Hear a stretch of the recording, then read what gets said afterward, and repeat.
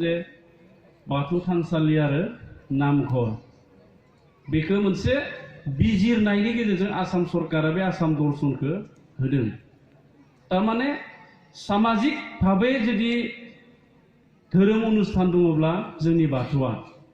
सामाजिक भावे धोरोम अनुष्ठान जुदि दङब्ला नामघरजों जायफ्रा धोरोम फालियो बिथांमोननिया दा बेखायनो जोंनियाव गोबां सोंथि फैदोंमोन जे आसाम दर्शननि जोहै मोननाय 2,50,000 रांखौ जोंनि शिब मन्दिरा मानो मोनाखिसै जोंनि लोखि मन्दिरा मानो मोनाखिसै दा बेयो मोनसे आसाम सरकारनि मोनसे बिजिरसंनाय जाय बिफानजों जाय समाजजों बा जाय धोरोमजों समाजा दंफायो बे धोरोमखौ बिथांमोना गनायदों आरो ओरैनोबो जोंनि धोरोमा दायो रिकगनाइज मोननाय मोनसे धोरोम जोङो फिसा बा जोंनि धोरोमा बिराद गाहायाव दङ होननानै साननानै दाला दा बेखायनो जोङो जोंनि धोरोमखौ फालिनो थाखाय फेहेरनो थाखाय माखासे खान्थिफोरखौ जोङो बानायना लानांगोन धोरोम सिबिनायनि खान्थिखौ बुंनो नागिराखै धोरोम सिबिनो थाखाय जों मानसिया माखासे नीति बानायनानै लानांगोन दा जों आन्दाज खालामोब्ला नुयो बियाम दुलाराय बाथौ गौथुमनि आफादगिरि महरै सायख'जादों धोरोमनि बेलायाव मा कृष्ण बसुमतारी नंगौ नैबे बिथांखौबो सिनायथि लानो बाथौ खावलायबाय गौथुमनि बिथांमोननि रुफाथि मायथाइ फालिथायनि दिनै गेवलां मेल जोबथा साननि गेवलां मेल हाबाफारि बे हाबाफारियाव बाहागो लानानै आं जोबोद गोजोनदों मानो होनना बुङोब्ला आंबो सासे बाथौ धोरोमारि सुबुं बाथौ सिबियारि सुबुं बे हिसाबै जोंनि धोरोमखौ जे जोंनि गामियाव थानाय आइ आफा आदा बाजै फंबाय बिनानाव साधारन रायजो राजाफ्रा नाजाथाबनानै नैबे थासारिसिम लाबोनो हाबाय बे जोबोद माने बाख्नायथाव आरो नैबे भेरगावआ जिहेतु महकुमानि सदर जायगा दा बे महकुमानि सदर जायगायाव जोंनि धोरोम सिबिनाय धोरोम फोसावनाय बेयो गोख्रों जानांगौ आं बेखौ लुबैयो। बे बेलायावहाय नोंथाङा बावैसोनि गेजेरावनो इएमनि जा हारिमु आरो गेलेमु बिबानखौ मोननो हाबाय बे समावहाय धोरोमनि जा खान्थिफोर माखासे खान्थिफोर हाबनाय बे बेलायाव नोंथांनि मावनांगौआ मा जाना फैगोन? आं गिबियावनो जोंनि बिटिआरनि गाहाय मावफुं सोद्रोमा एबा गोरबोनिफ्राय साबायखर होबाय आंनो गेलेमु आरो लाइमोन जौगाखां बिफान लोगोसे हारिमु बिबान होनायनि थाखाय लोगोसे दोलोनि गासैबो दैदेनगिरि बिथांमोनखौबो आङो साबायखर होबाय दा बे बेलायाव आङो बुंनो सानदों जे गिबियाव हारिमु दा जोंहा हारिमुनि बिथिङाव गोबां मावनांगौ दङ दाखालि बावैसो जोङो 19, 20 आरो 21 फेब्रुवारियाव रागा आमदा बड'लेण्ड संस्कृति मुंजों मोनसे जोंनि हारिमुवारि फोरबो खुंबाय दा बे हारिमु फोरबो खुंनायाव जोङो नुबाय बिटिआर ओनसोलाव थानाय गासै 20टा हारिया बाहागो लादों हारिमु हान्जाया दा बे हिसाबै बे हारिमु हान्जाखौ बा बिथांमोननि हारिमुखौ जौगाहोनांगौब्ला गोबां बिथांखिनि गोनांथि दङ नायबाय माबाफोर बिथांखि दङ नामा नाथाय बेबायदि बिथांखि थांनाय समनि सरकारना लालांनायखौ नुवाखिसै दा बेखायनो फैबाय थानाय समाव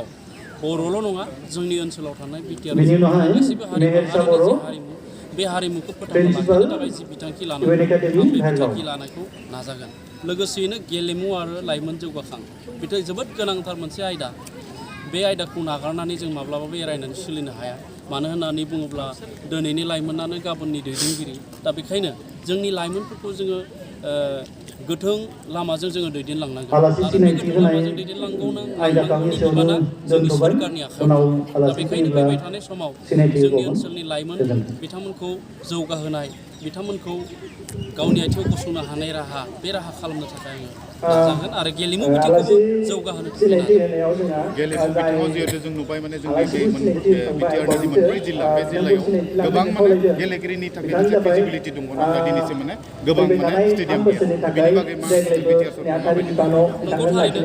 बेयो थार बाथ्रा थांनाय समफोराव जोंनि बिटिआर ओनसोलाव जिखिना गेलेग्रा थिलि एबा स्टेडियाम बानायनांगौमोन बे स्टेडियामखौ जोङो बानायनाय नुवाखिसै आरो माखासेयाव बानायदोंब्लाबो आद्रा जानानै थाबाय माखासे राङा ओरैनो बेखार खरसा जाबाय दा बेखायनो फैबाय थानाय समाव जोंनि बिटिआर सरकारा गेलेमु बिथिंखौ जौगाहोनो थाखाय मोनफ्रोमबो साब डिभिजनाव जों स्टेडियाम बानायनायनि थांखि लादों आरो ओरैनोबो बिटिआर उदालगुरियाव नेसनेल लेभेलनि स्टेडियाम गंसे बानायदों लोगोसे उदालगुरि बाक्सा आरो चिरां बे मोनथाम जिल्लायाव साइन्स सेन्टार गायसननायनि दा बे साइन्स सेन्टारखौबो जोङो नैबे 5 बोसोरनि गेजेराव थाबैनो जों गायसननानै जोंनि गेलेगिरिफोरखौ सरकारनि बिथिंनिफ्राय जेरैबायदि खाबु होनांगौ बे खाबु होनो थाखाय जों नाजागोन। जिहेतु नोंथांनि बे जायगायावनो खाग्राबारियावनो जे दङ माने अन्थाइगोरा बड'सा नामाव माने नेसनेल लेभेलनि मोनसे बुलुर बादायनाय जायो लोगोसे माने डिमाकुसियावबो माने बे मुंख्लंफोरनि थाखाय माने नेसनेल लेभेलनि बे जोलुर बादायलायनाय जायो दा बिनि बेलायाव बिटिआरआ माबायदि थांखि लागोन? नंगौ जायफ्रा दिनै गेलेनाय बिथिंखौ नैबेसिम लाबोबाय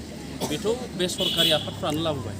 दा बे बिथिङाव सरकार बिथिंनिफ्राय जेरैबायदि मदद होनांगौ बेखौ होनायखौ जों नुवाखै। डिमाकुसि आंनि जिल्लानि उदालगुरि जिल्लानि आंनि समस्तियाव थानायनि डिमाकुसि माने ओनसोलनि गासैबो रायजो राजाफ्रा आफादफ्रा ज' जानानै बड'लेण्ड मुंख्लंफोरनि मुङै मोनसे जोलुर बादायलायनाय होदों आरो बेयो जायै दिनै नेसनेल लेभेलनि थांबाय। दा बेसिम बिथांमोना